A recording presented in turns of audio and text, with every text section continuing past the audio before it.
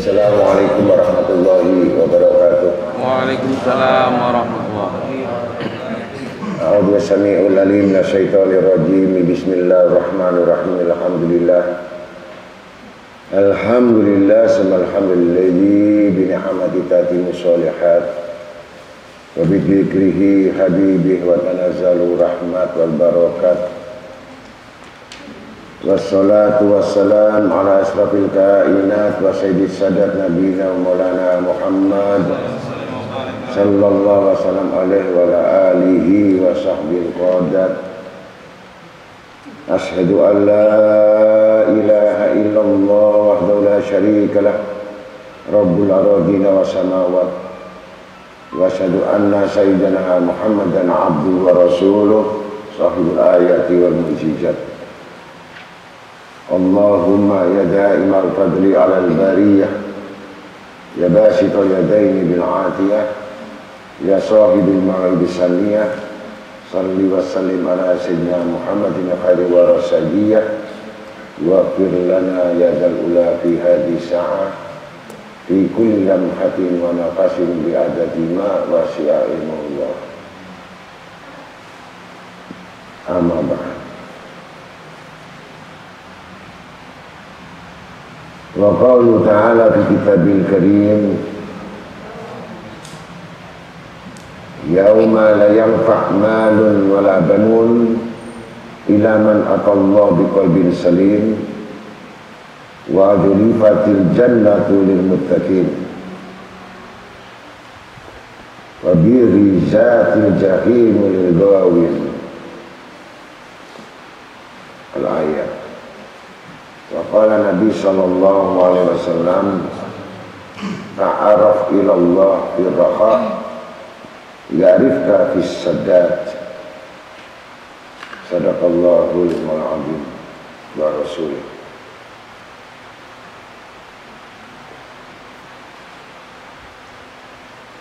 Alhamdulillah, alhamdulillah, summa alhamdulillah. Siang hari ini, tepatnya pada hari Jumat, yang mana hari Jumat itu disebut rajanya hari, yaitu Sayyidul Ayyam. Dan hari Jumat itu adalah hari-hari yang sangat mustajab bagi orang-orang yang banyak berdoa, terutama banyak yang berselawat kepada junjungan Nabi besar Muhammad SAW. Maka disitulah kesempatan hari rayanya daripada orang-orang Islam yang umat Nabi Muhammad SAW itu ditempatkan waktunya pada hari Jumat. Maka kita datang sama-sama di majelis ilmu untuk mengambil warisan Nabi besar Muhammad SAW dan memasuki taman-taman surganya Allah Ta'ala, yaitu majelis-majelis ta'lim. Mudah-mudahan kita semuanya mendapatkan rahmat dari Allah, maghfirah dari Allah, terutama pada orang tua kita yang hidup maupun yang sudah wafat. Mudah-mudahan mendapatkan cahaya-cahaya pengampunan dari Allah Ta'ala, sehingga menerangkan kuburnya yang sudah wafat, menerangkan kehidupannya yang masih hidup. Dan kita juga tujukan kepada mereka-mereka yang tidak hadir sekalipun, karena ada satu halangan. Kita doakan mudah-mudahan mereka mendapatkan petunjuk dari Allah Ta'ala sehingga bisa mendatangi majelis-majelis ilmu dimanapun tempat, dimanapun keadaan, walaupun di luar kota atau di dalam kota, kepada guru-guru siapa saja, yang penting dia mengisi untuk menuntut ilmu yang diwajibkan. Mudah-mudahan jalan yang ditempuh itu adalah jalan orang-orang yang menganggap dirinya betul-betul iman dan takwa, yang mengikuti orang-orang saleh-salehah. Mudah-mudahan segala hajat kita juga insya Allah akan dikabulkan oleh Allah Ta'ala. Segala kehidupan dunia dicukupi dan akhirat pun mendapatkan keselamatan, yaitu tempatnya di surga. Yang jelas mereka semuanya adalah golongan-golongan yang semua minta diakhirkan husnul khotimah.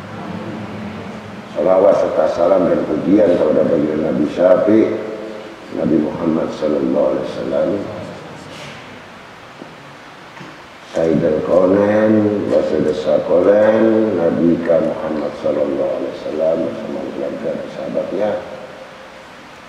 Mudah-mudahan dengan bacaan-bacaan yang basah di lidah kita untuk berselawat kepada Nabi Muhammad SAW tidak akan disia-siakan.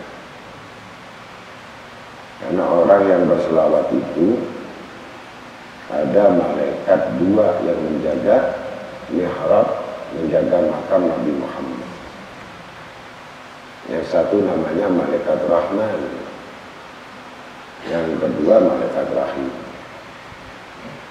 Ketika kita membaca itu kecepatan 10.000 cahaya, jadi belum habis. Misalkan kita baca Allahumma sholli ala sayyidina Muhammad wa ala ali Muhammad, belum habis, itu sudah diterima oleh malaikat Rahman. Langsung malaikat Rahman ini menyampaikan kepada Nabi Muhammad SAW di alam kuburnya. Siapa mereka? Kemudian balasannya juga, yang menyampaikan juga, yang mengirim kembali berupa balasan salam itu malaikat Rahim. Ketika salam itu sampai, maka kembalilah salawat itu kepada manusia yang baca salawat itu mendapatkan asra 10 kebaikan. Satu salawat dapat 10 kebaikan, 10 rahmat. Nah kalau itu 1, kalau 10, kalau 100, kalau 200. Jadi tidak ada satupun kalimat yang salawat itu disia-siakan oleh Allah. Dan tidak berlaku orang tidak mau baca salawat. Kalau kita nanti bahas ya, masalah salawat itu luas sekali. Sebanyak apa salawat itu? Sebanyak bilangan yang diciptakan Allah di langit dan bumi ini, sebanyak bilangan. Ada khalqih. Apa yang dijadikan itu semuanya berselawat kepada Nabi Muhammad. Semua. Daun itu berselawat. Kalau bahasanya kalian tertiup angin, tapi sebenarnya berselawat. Jadi selawat ini bukan hanya diperintahkan kepada orang berakal, sampai tumbuh-tumbuhan pun. Kalau tidak ada selawat, tumbuhan itu nggak hidup. Jadi kalau mamanya pohon itu mati karena nggak ada selawat sudah, maka diambil. Jadi semua benda atau tumbuhan itu ada roh. Yang roh itu tidak diketahui oleh manusia. Kalau manusia sudah mengetahui betul tentang apa di dunia ini, tidak ada yang dijadikan itu gratis atau sia-sia. Maka Allah menciptakan manusia itu. Kita ini diciptakan oleh Allah untuk ibadah. Jadi kita diciptakan bukan untuk lain, untuk ibadah. Kalau begitu nggak kerja, ibadah, kerja yang ibadah itu bagaimana? Rumah tangga ibadah, ya. Semua ada unsur perbuatan itu kalau ada yang namanya ibadah. Ibadah itu artinya tidak memohon kepada siapa-siapa kecuali pada Allah. Itu namanya ibadah. Ibadah Allah, ibadah kepada Allah, bukan ibadah nas. Ada orang ibadah nas, itu beda. Ibadah sama manusia. Ini dimaksudkan ibadah Allah. Salawat juga itu, salawat kepada siapa? Pada junjungan Nabi besar Muhammad. Kalau salawat tadi, kalau ditujukan bukan kepada Nabi, namanya bukan salawat. Maka mudah-mudahan kita dengan satu salawat itu saja, satu salawat saja, sudah mendapatkan 10 rahmat. Dengan satu rahmat itu, mulai zaman Nabi Adam sampai kiamat itu nggak habis. Pertolongan Allah itu, rahmat itu pertolongan Allah nggak habis. Satu itu. Dan rahmat itu diberikan 10 kepada umatnya. Mudah-mudahan kita semua dengan banyak berselawat kepada Nabi Muhammad SAW, yang kita kuatkan yang namanya mahabbah. Apa sih mahabbah? Mahabbah itu cinta. Tapi cinta itu disalahartikan. Kalau satu hadis mengatakan bahwa engkau akan bersama kumpul yang kamu cintai. Akhirnya banyak mengartikan salah. Ngerti maksudnya? Man ahad al-mar'u man ahad. Barang siapa yang cinta kepada sesuatu, dia akan dikumpulkan kepada sesuatu itu. Kemudian dikategorikan satu hadis ini makhluk. Cinta anak, cinta kekasih, cinta dunia, banyak salah mengartikan cinta. Satu hadis itu tidak ada yang bertalian berkaitan masalah pribadi, nggak ada. Gitu. Disebut maqamal mahabbah, kedudukan orang yang cinta ini. Ya, kalau kamu melihat syair-syair cinta, di situ kamu salah mengartikan dan kamu pasti sangka buruk. Karena kecintaan ini yang dimaksudkan bukan sesuatu yang disebut manusia. Zat Allah, Nurullah, Nur Muhammad. Jadi bukan manusia. Batasan manusia di dalam kecintaan tadi terbatas apa saja di dalam sekedar pengetahuan yang dimiliki, sekedar akal yang dimiliki, sekedar ibadah yang dimiliki, yang tidak mengetahui hakikat mahabbah.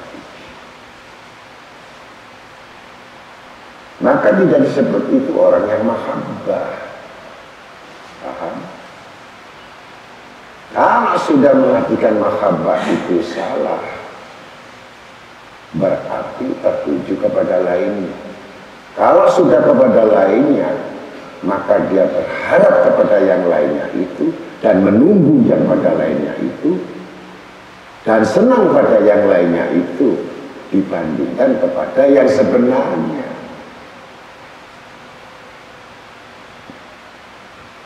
Cinta anak, cinta istri, cinta suami berlebihan semua.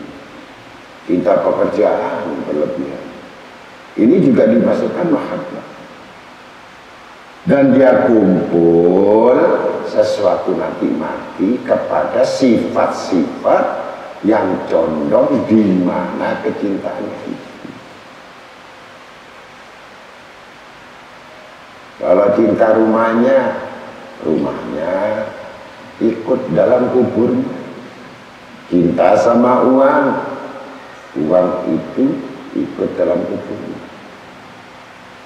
Angan-angan cinta sama makhluknya, maka digambarkan turun. Kamu dulu ngaji karena cinta sama ini, maka muncul itu. Ini siksanya. Yang aku maksud kata Allah, firman Allah itu, ahabba ilaikum minallah wa rasulih. Cintai aku Allah dan cintai Rasulku. Selain cinta Allah dan Rasul itu fana, lenyap, tidak berbekas, kecuali bekasnya itu adalah hisab. Nah, hisab itu sangat berat, maka menyesal itu pasti nanti. Yang paling manusia yang tidak akan bisa bertobat, yang menyesal yang sangat panjang kalau sudah dikubur. Ternyata hidupku salah. Inilah yang kita khawatirkan. Maka siang hari ini, untuk sebelum mencapai makom mahabbah ini, saya akan bahas musuh Allah.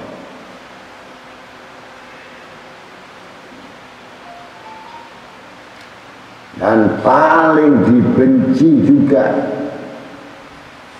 sama iblis.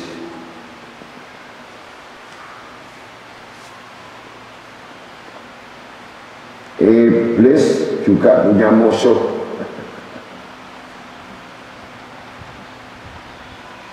Jangan dipikir Allah saja punya musuh. Iblis juga punya musuh.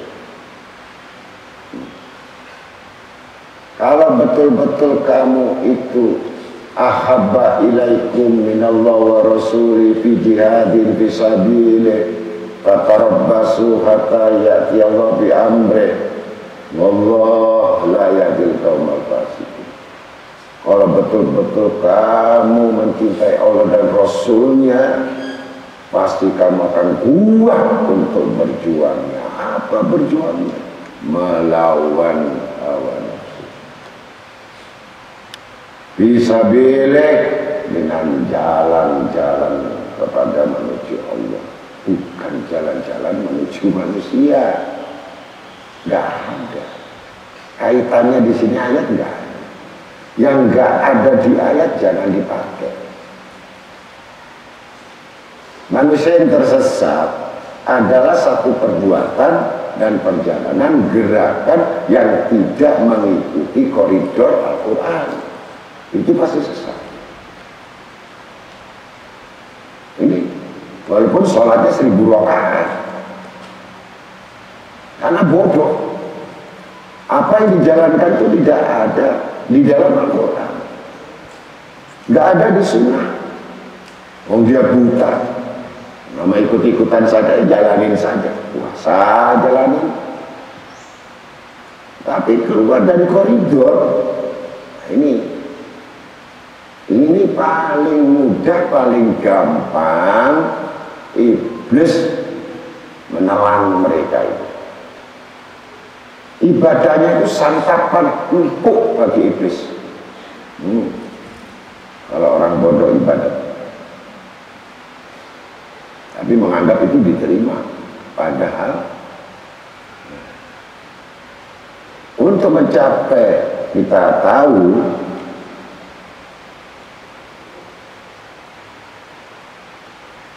Nabi SAW bertanya pada iblis. Ini yang bisa bicara sama iblis ini, Allah bisa bicara, Nabi Muhammad SAW bisa bicara kepada iblis, dialog prolog.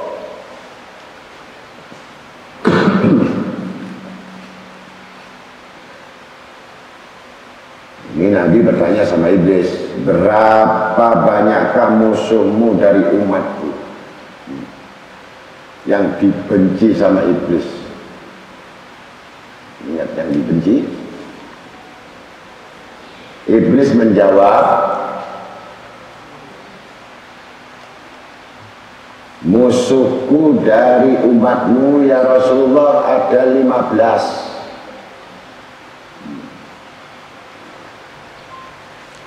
Yang pertama, musuh yang paling besar engkau sendiri ya Muhammad. Jadi yang paling besar itu pimpinan dulu yang dimusuhi oleh iblis tadi.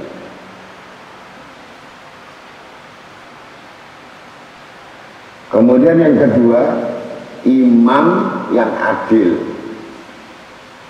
pemimpin yang adil. Pemimpin yang adil itu berimam kepada kitabullah Al-Quran dan Sunnah. Itu pemimpin yang adil. Selama tidak berpegang kepada Al-Quran bagi orang Islam dan tidak mengikuti Sunnah Rasul, pasti akan terjadi kelalaian-kelalaian yang tidak disadari. Karena tidak ada rumus sama sekali dalam mengatur semua dalam kebijakan. Maka dalam satu hadis disebutkan, dan dari sini sudah masyhur di mana-mana ulama sering membahas ini dan diulang-ulang agar menjadi wawasan. Wa qala Nabi sallallahu alaihi wasallam, sayati zaman ala ummati yafirna minal ulama wal fuqaha fayabtalimullahu ta'ala bisalisatin baliyah al-ula tarfal barakah min kasbihim as-sani yusallitullahu alaihi sultana doliman wasulasa wa ayati bighairi iman. Artinya nanti satu masa zaman akhir, kata Nabi ini,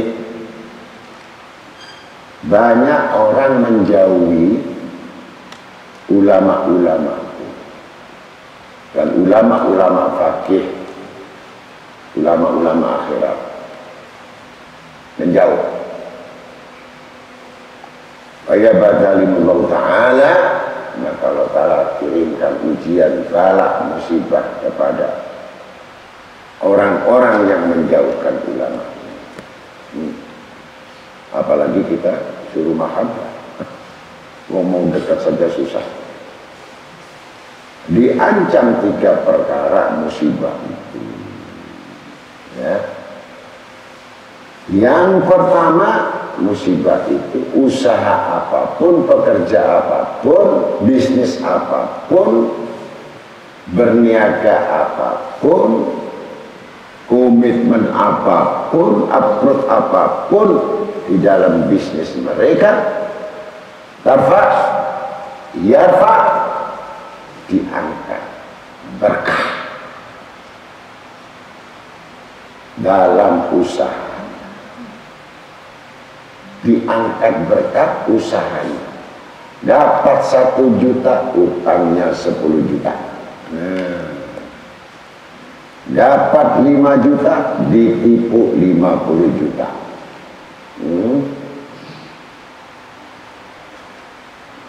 Apapun yang dikerjakan nggak pernah untung dan tidak siap untuk bangkrut.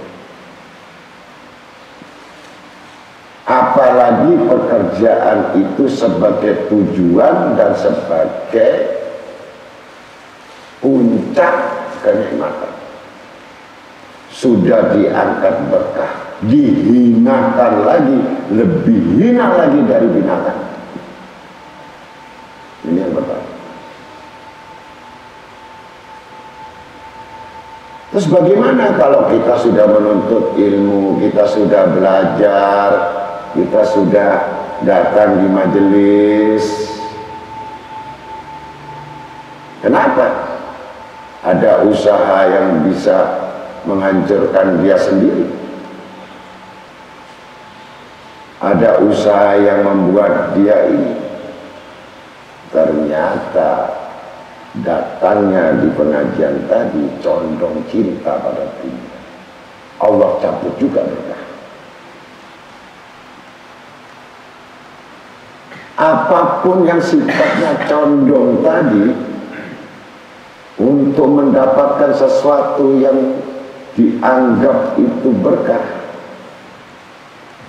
padahal itu lebih cepat sanksinya daripada orang yang tidak mengaji.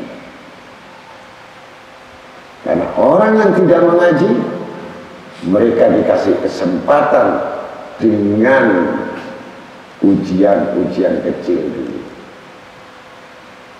diberi kebingungan dulu, pelan, tapi berkurang terus sampai habis. Tapi orang yang mengaji, yang menuntut ilmu tadi, ketika niatnya untuk mendapatkan semata-mata dunia, menganggap berkah itu adalah dunia, menganggap sesuatu kekayaan itu adalah berkah, maka di situ Allah gantikan. Ada dua, apakah dicopot dia punya iman atau dia dihinakan dalam dunianya, mengalami kerugian. Dua, iman tidak bekas, imannya tidak berbekas, karena itu adalah disebutkan dalam kitab bahwa yang datang tadi adalah bentuk-bentuk mayat yang tidak hidup. Dia datang di majelis tapi mayat, bukan manusia. Ini yang disebutkan berkah diangkat. Iman nggak ada lagi, yakin nggak ada lagi. Semua apa yang dijalankan semakin kuat was-wasnya dan ragu-ragunya, dan semakin kuat keinginan dunia menggebu-gebu di hatinya. Yang melupakan Allah dan Rasul, niscaya tidak berpegang pedoman Quran dan Sunnah. Ini semua berkah sudah banyak diangkat, nggak ada berkah lagi. Semua wali-wali mengatakan akhir zaman tidak ada berkah, sudah diangkat semuanya. Dapat 1 juta, butuhnya 2 juta. Dapat 3 juta, butuhnya 5 juta. Nggak pernah puas. Itu tanda-tanda berkah. Nggak pernah cukup. Maka rakus. Ini yang pertama. Kenapa? Menjauh. Ya firuna, menjauh. Kita ini mendekat kok. Saya tiap hari ketemu guru kok. Tiap hari saya berhadapan duduk, dan saya ngaji sampai subuh. Saya ngaji sampai tiap hari. Kata-kata dekat, Allahu qaribun minni. Allah dekat kepada orang yang dekat kepadanya. Sekali lagi, bukan fisik penampakan kamu dekat, kamu muncul atau kamu duduk di depan saya itu orang dekat. Bukan. Apa yang jauh lewat streaming itu orang jauh? Tidak. Bukan orang yang di Mekah atau di Amerika, di mana itu jauh, bukan. Kedekatan seseorang itu kepada yang dekat adalah kedekatan hatinya yang sesuai dengan kalimat di surat Fatihah, iyyaka na'budu wa iyyaka nasta'in.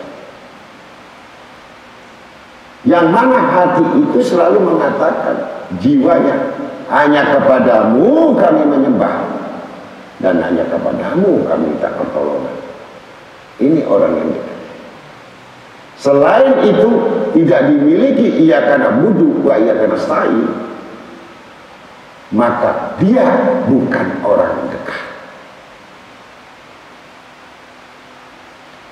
Walaupun badannya nempel sekali dengan keringatnya, tidak berbekas asar kedekatan pada Tuhan.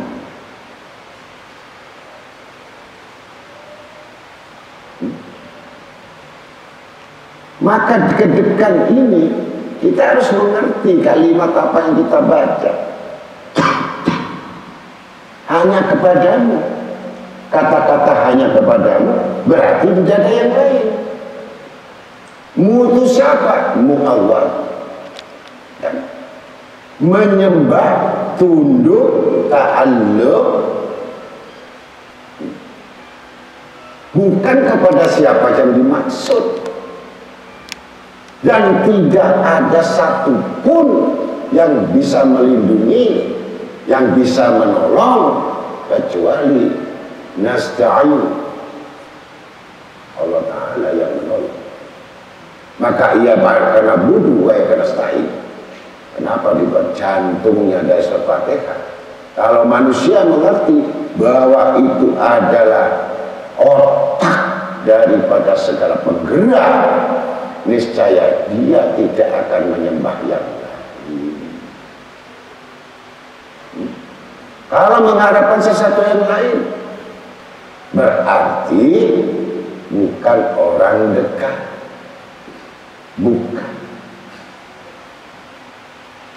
Banyak kisah riwayat mungkin sudah kita ungkap. 25 tahun mengaji, bahkan minumnya tiap hari, makannya, bajunya tiap hari, dekat, hampir tiap hari 1 menit menatap wajah guru. Sampai matinya pun di pangkuan. Kata si murid, guru berikan lasir dan asam kepadaku. Mau berkah, aku beri. Kalau kamu datang pasti berkah. Apa yang kamu masuk berkah pasti lain kan berkah kamu dengan saya. Tapi berkah yang kamu dan kita beri kok. Apa yang kamu senang kita beri kok. Tapi apa yang disenangi Allah kamu tidak milih. Maka untuk itu kamu hanya dapat berkah apa yang kamu senang, bukan kami senang. Tapi masalah rahasia ilmu dan bekas ilmu atau hal-hal yang sifatnya menguntungkan di dalam kehidupan akhirat sama sekali hai muridku, oh tidak berbekas. Karena kau dekat hanya fisikmu tapi bukan hati. Nah ini. Jadi kembali lagi kalau kita melihat keajaiban hati. Seorang wali tadi melihat keajaiban hati tadi. Berkah itu diberikan kepada seseorang yang hatinya selalu berlindung kepada Allah, yang selalu ibadah kepada Allah, kemudian yang selalu minta pertolongan kepada Allah. Itu ya karena budu wa iyyaka nasta'in. Kalau ini tidak dimiliki, diangkat berkah. Kalau berkah iman diangkat, berkah ilmu diangkat, berkah kebaikan amal soleh diangkat, dianggap itu beramal soleh, tetapi sebenarnya amal mereka dihamburkan seperti debu berterbangan. Kalau andai kata dia mengumpulkan amal tadi, dia mempunyai tempat atau punya tas yang besar yang bermerek sekalipun, tapi saya isinya cuma batu, diisi batu-batu semuanya, yang semua isinya tidak bermanfaat, itu tanda-tanda berkah tidak ada. Ini yang pertama.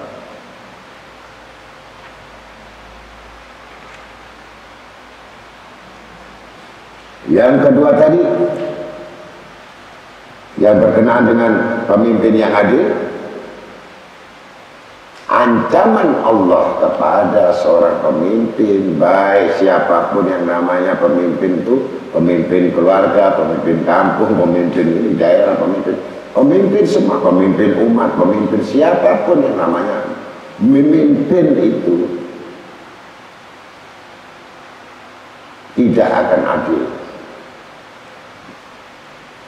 Kepala rumah tangga enggak adil.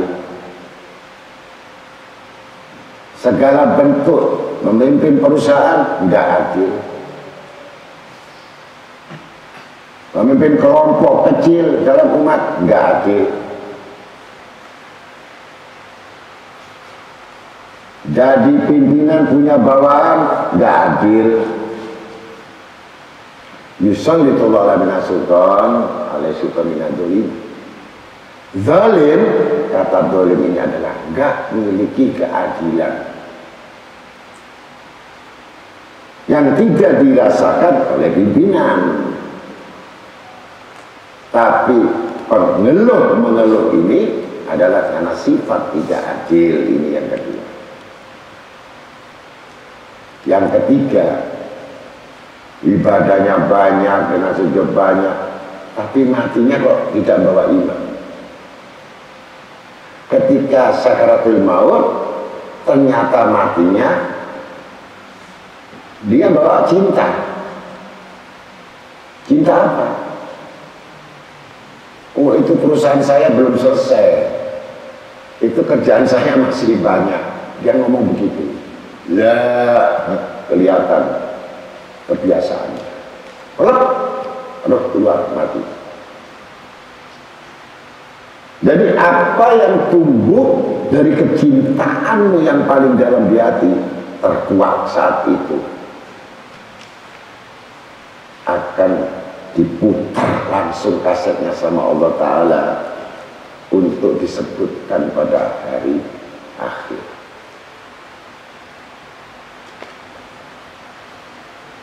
Cinta anaknya yang berlebihan begitu meninggal, gimana anakku sekarang, gimana anakku, anak plek.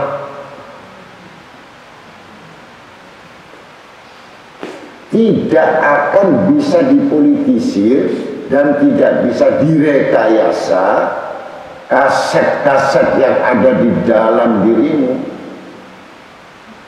Kalau kamu daftarkan masih ada keinginan pegawai negeri, umatnya kamu mengeluarkan biaya pada saat tes terakhir pengumuman, ketika itu sakaratul maut, aku diterima atau tidak ya, aku diterima atau tidak ya, karena yang diinginkan itu muncul ketika itu, langsung dia wala la ilaha illallah, tidak baca. Kelihatannya gampang baca la ilaha illallah kalau kamu sadar. Tapi kalau kamu sudah koma, kamu tidak sadar, ketika alam roh itu masuk, kamu baru bisa malaikat Israel, baru bisa melihat malaikat Israel itu datang. Ada yang tampak marah, ada yang tampak senyum, ada yang tampak sangat cakap. Maka mencabut nyawamu, pasti kamu akan menyebut apa yang menjadi kesukaan kamu, tanpa bisa ditutupi dan disuap apapun. Asli. Beriman yang bagaimana kuatnya, kenyataannya hatinya selain Allah, maka yang keluar bukan Allah. Hati-hati. Hatimu ini milik Allah, bukan milik lainnya, bukan milik yang kamu maksud, milik Allah. Kalau milik Allah, keluar Allah, kembali Allah.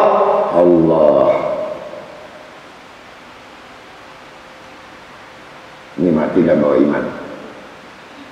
Maka dengan kecintaan itu akan bersamanya dalam kematian.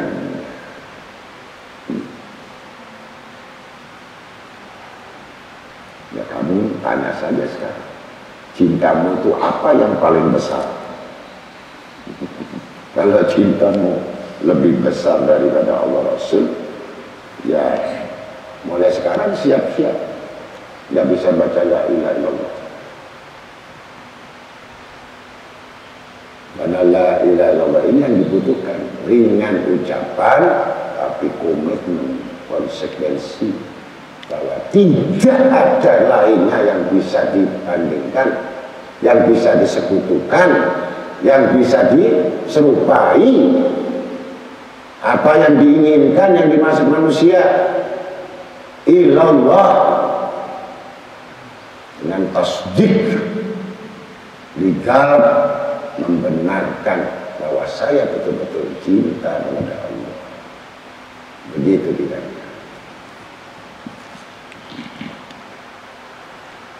Maka tadi sudah jelas, pertama berkah diangkat, yang kedua pemimpin-pemimpin banyak yang gak adil, zalim, yang ketiga mati banyak tidak bawa iman. Yang ketiga orang kaya, yang dua tadi iman, pemimpin yang adil, musuh iblis ya. Yang ketiga orang kaya yang tawadhu, sederhana, merendah diri. Biasanya kalau orang kaya itu sombong ya, tapi ada lebih lagi dibenci lagi. Ini orang fakir malah tambah sombong, ini makin tambah dibenci.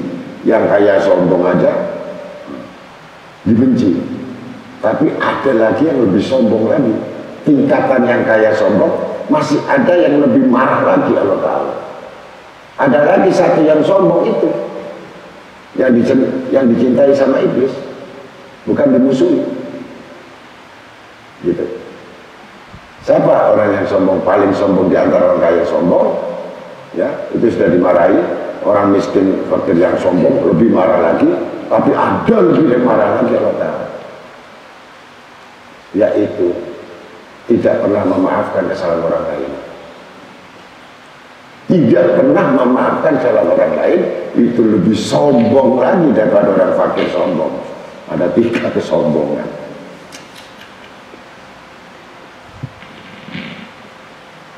Yang kaya sombong saja masih tingkatan 1. Terus yang fakir sombong itu lebih lagi, gengsinya luar biasa ini. Lebih marah lagi. Lebih marah lagi yang tidak pernah memaafkan kesalahan orang lain. Itu Allah Ta'ala pasti akan memasukkan dia di dalam neraka. Pasti. Sebiji atom ada sombong di hatimu, pasti kamu tidak selamat hidup ini kecuali neraka tempat. Paham? Karena yang tidak memaafkan kesalahan itu adalah cuman iblis, laknatullah, sifat iblis yang ada di dalamnya, karena dendamnya sama Adam. Jadi kalau kita tidak memaafkan orang, sudah katakan saja kamu sekutu iblis sudah.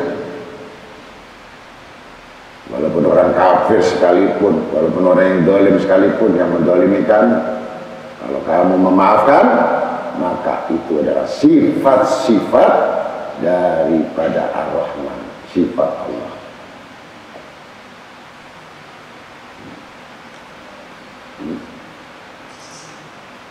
Ini kalau tawadhu, orang kaya yang tawadhu merendah diri. Walaupun walaupun dia milik apa saja, punya harta apa saja, bahkan sampai orang tidak tahu kalau dia itu memiliki segala-galanya. Yang biasa yang angkuh itu yang pas-pasan.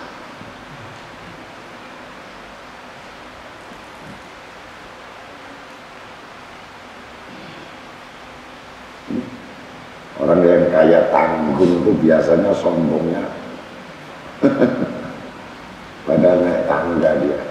Naik tangga itu kan baru betulin genteng aja yang bocor. Udah kayaknya saya tinggi. Coba yang naik lift yang 300 lantai itu kelihatan nggak kira-kira? Atau sudah di 300 lantai? Apa dia cerita? Nah, maka hati-hati kamu bergaul dengan orang yang sombong. Ini bersekutu orang yang sombong tadi. Ayah sombong bersekutu. Tawadhu musuh iblis. Keempat, pedagang yang jujur susah. Pedagang yang jujur susah. Ini berapa ngambilnya? 70.000, padahal ngambilnya 60.000. Ya, karena ingin untung banyak, saya tawar sampai 80.000. Pulaannya aja nggak dapat sampai itu, padahal sudah dapat. Nah, semua timbangan dicuri. 1 kilo jadi 9,5 on. 100 kilo jadi 99,5 kilo. Pokoknya dicuri semua. Ini akhir zaman, pedagang-pedagang dicuri. Kadar emas yang gak jujur pedagang ini, yang harusnya 70 jadi 56. Pokoknya.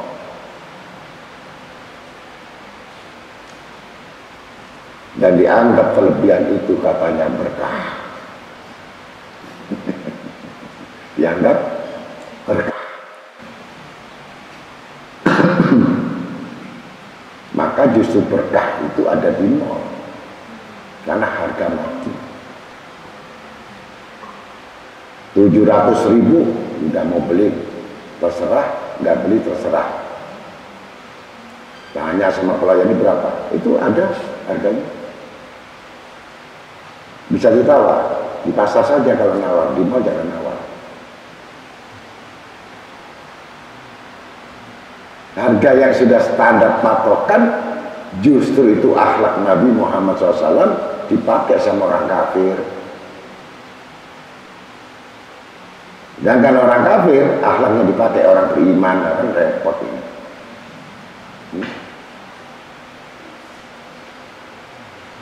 Orang kafir itu pemurah, dermawan, korban potong sapi, zakat keluarkan 1 ton, 2 kilo, 5 kilo, itu orang kafir. Buka puasa, bikin takjil di rumahnya, kirim masjid, itu kan akhlak Nabi. Kalau orang beriman, patungan aja ya.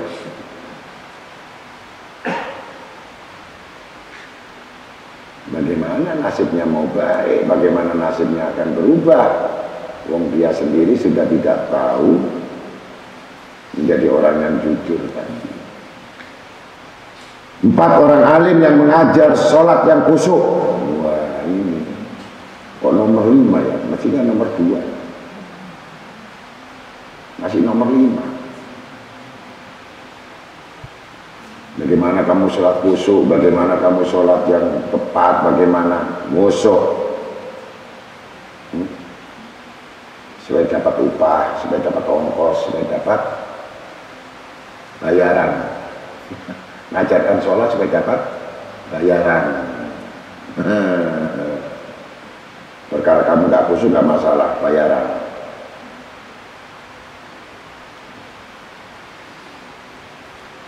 Ini musuh. 6 orang mukmin yang selalu bernasihat. Nasihat orang mukmin itu selalu bernasihat, baik urusan pekerjaan, muamalah maupun urusan akhirat, mengatakan yang jujur kalau kamu kerja, yang jujur kalau megang amanat, yang jujur kalau kamu bicara, walaupun bukan urusan agama. Nasihat agama lebih utama lagi, hanya menyampaikan kebenaran saja. 7 orang mukmin yang memiliki sifat kasih sayang. Itu orang mukmin gak punya, maka kamu harus murah hati, murah senyum, murah harta. Ya, artinya murah. Ini musuhnya iblis. 8 orang yang terus istiqomah, tetap menjaga tobatnya. Ini musuhnya iblis ini. Bukan susah tahajud, begitu gembira tak minggat, bukan tahajud. Tahajud itu merupakan orang-orang yang bertaubat, walaupun tidak bertaubat. Dan ketika diberikan hajat itu dikabulkan, semakin kuat tahajudnya, itu tanda orang yang menjaga taubat.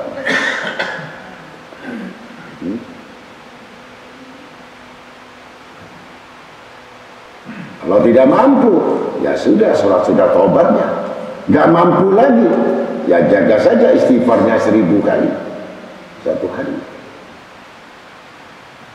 Tidak peduli dia diberi atau tidak, dia tetap bertobat. Ini iblis geram.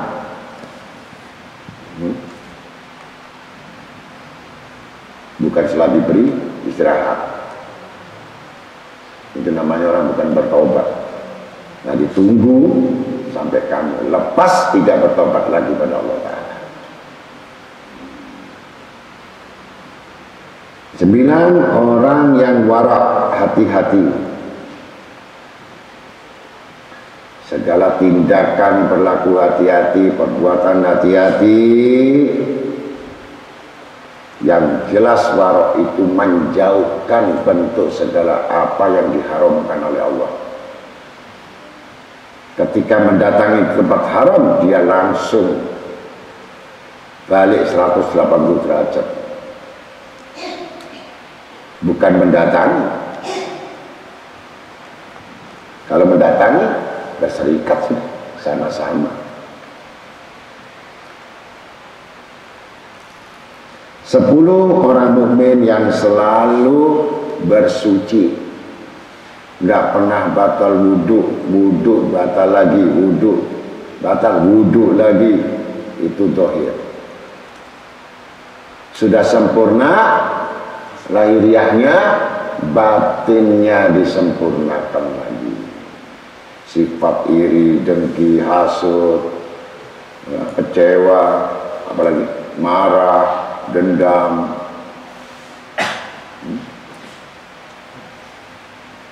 nggak ada lagi. Itu namanya suci. Arti yang suci, semua apa yang mengenai dia tidak pernah mengingatnya, dan dia ada kesalahan selalu memaafkan semuanya. Itu orang suci.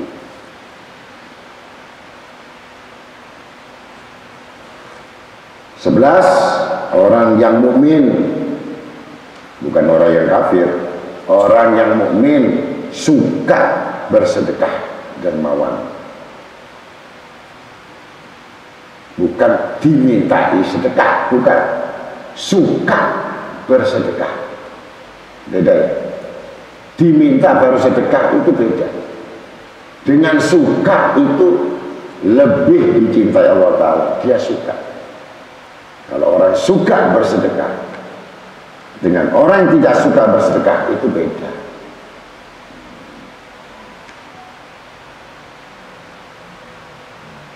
Kalau orang mukmin yang suka bersedekah, berarti itu golongan orang mukmin yang suka bertaubat. Gampang. Kalau kamu suka bersedekah, suka beramal soleh, suka berinfak, suka loh, bukan terpaksa. Sekali lagi, bukan tendensi, motivasi, persentase, bukan. Senang, suka duka, ada tidak ada, suka. Itu adalah orang-orang yang seperti hanya mereka suka bertaubat. Jadi orang yang suka berinfak, bersedekah itu, pemurah itu adalah orang-orang yang bertaubat. Walaupun sholatnya sedikit, sunah-sunah, lebih dicintai Allah. Banyak bikinnya, banyak sholatnya, banyak ini, tapi perhitungan itu bukan termasuk orang pemurah, bukan orang yang suka, bukan. Hukum ya. Kalau tidak ada hukum, saya juga nggak mau bersedekah. Ke-12, orang mukmin yang bagus akhlaknya, sopan santun, punya akhlak, adab, etika. Marah, iblis ini marah, kamu harus kurang ajar, begitu. Kamu harus supaya kelihatan tidak bagus akhlaknya. Ini merusaknya iblis tadi. Salah lagi jalan kita. Ini iblis yang belokkan itu iblis. Maunya nggak mau, tapi karena kesel, ya, akhirnya akhlaknya buruk. Ini orang kenapa? Gitu. Iblis jatuh sudah, hilang amalannya. 13 orang mukmin yang bermanfaat kepada orang lain. Khairun nas atau linas. Dia selalu dibutuhkan orang lain. Yang tidak terbatas siapapun yang membutuhkan, dia selalu menolongnya. Siapapun mereka, sampai kepada hewan pun perhatiannya untuk bisa menolongnya. Ini sifat orang mukmin. Ini musuhnya iblis. 14 orang yang hafal Al-Quran dan selalu mengamalkannya. Jadi khataman Quran, paling dibenci iblis. Agar merasa capek, merasa nggak ikhlas, merasa kesel, begitu. Kata iblis,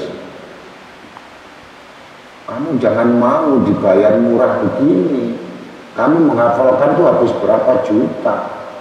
Kata iblis, rugi.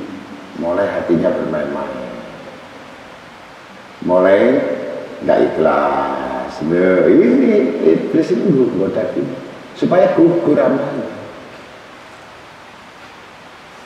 Apalagi berangkat itu jelas, kalau saya datang ke sana dapat 5 juta, duluan datang. Wah, udah iblis sudah menang, kamu sudah caprok gitu. Itu ini musuhnya.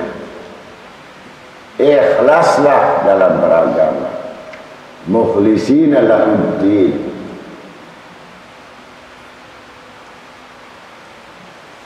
Ini musuh iblis. 15 orang yang mengerjakan sholat malam, sering tahajud, orang lain pada tidur. Wah, marah iblis itu. Kalau kamu bangun tuh iblis itu marah.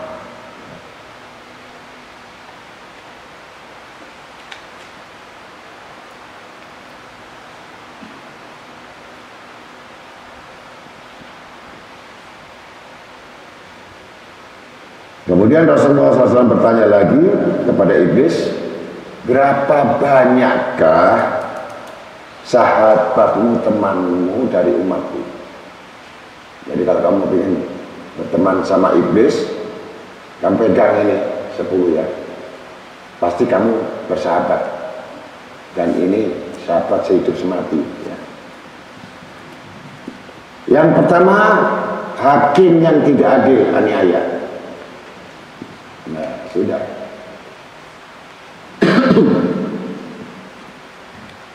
Yang kedua, orang kaya yang sombong. Ya, udah deketin aja. Berarti kamu termasuk golongan sahabat gerib. Ketiga, pedagang yang khianat. Waduh. Ini sahabat kental, sahabat sehidup semati dengan iblis.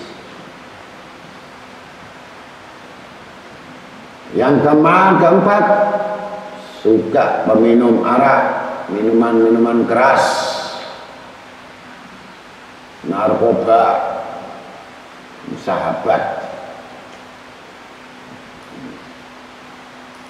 Yang kelima, orang yang memutus tali silaturahim persaudaraan.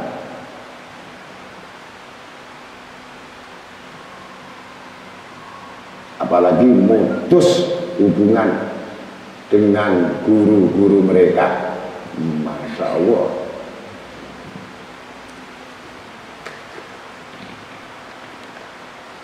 Keenam, pemilik dan pemakan harta riba itu sahabat sekutu.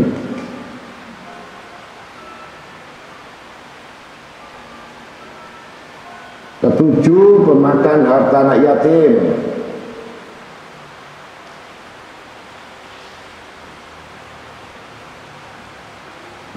Delapan, orang yang meremehkan sholat. Alah, sholat begitu saja kok. Ini sudah berserikat dengan iblis. 9, orang yang enggan tidak mau mengeluarkan zakat. Nanti hartaku berkurang. Begitu.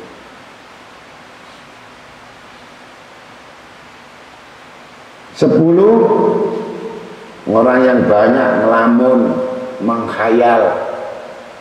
Andai kata ya, saya begini, andai kata saya begitu. Ini sudah bersahabat dengan iblis. Coba dulu saya masih muda ya, sekarang saya sudah tua, saya tidak bisa belajar. Coba saya dulu muda, saya mungkin bisa hafal Quran, bisa.